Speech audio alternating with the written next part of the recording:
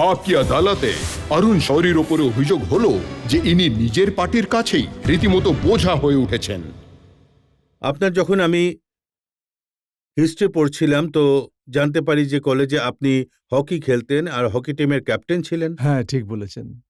তো ক্যাপ্টেনকে তো পুরো টিম নিয়ে চলতে হয়, কিন্তু যখন পলিটিক্সে এলেন তখন একাই চলতে শুরু করলেন সবাইকে পেছনে ফেলে।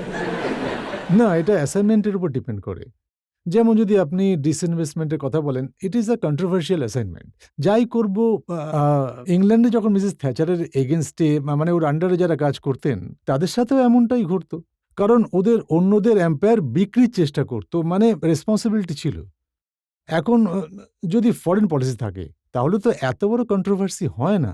এটা তো ঠিক যে আপনার পার্টির লোকেরা বলে যে অরুণ শৌরীর মতো লিডার পার্টির জন্য লায়াবিলিটি হয়ে উঠেছে, তাহলে আপনি যে প্রাইভেটাইজেশন করেছেন, যে বিলগ্নীকরণ করেছেন, তার প্রভাব জনতার মনে এমন পড়েছে যে নির্বাচনের সময় ভোট দেয়নি। না, এটা আমার মনে হয় না।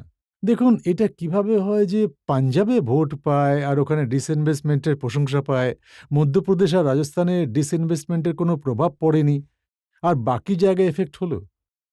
তো এটার আরো অনেক কারণ থাকতে পারে। আরও আমার একটা মনে কারণ হয় হতে পারে যে সোনিয়া গান্ধীর পপুলারিটি এত বেশি যে আপনারা হেরে গেলেন।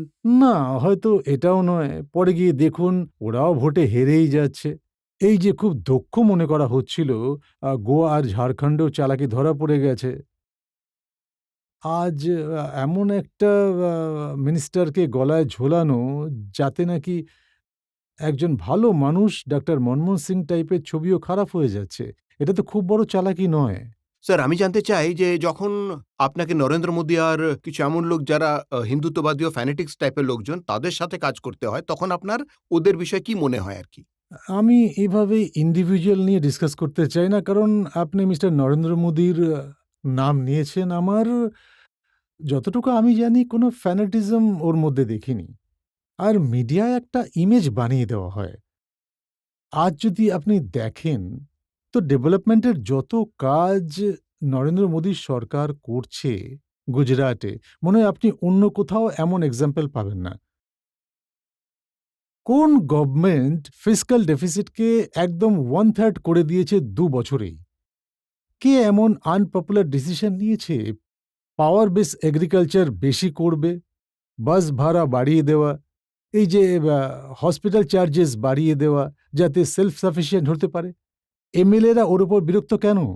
কারণ উনি কোনো কর্পোরেশনের হেডকে এমএলএ থাকতে দেননি। এমএলএকে হতে দেননি হেড। কেন?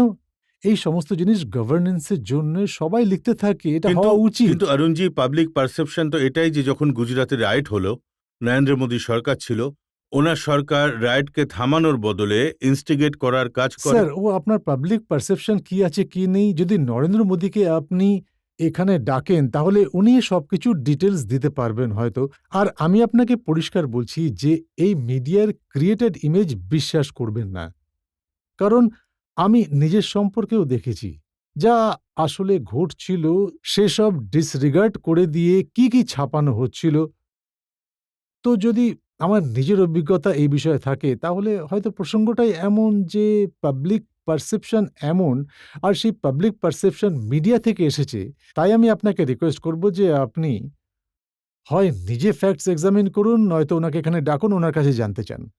যখন অরুণ শৌরী অ্যাজ এ জার্নালিস্ট পাবলিকের পারসেপশন বানায়, তো সেটা তো ঠিক আছে।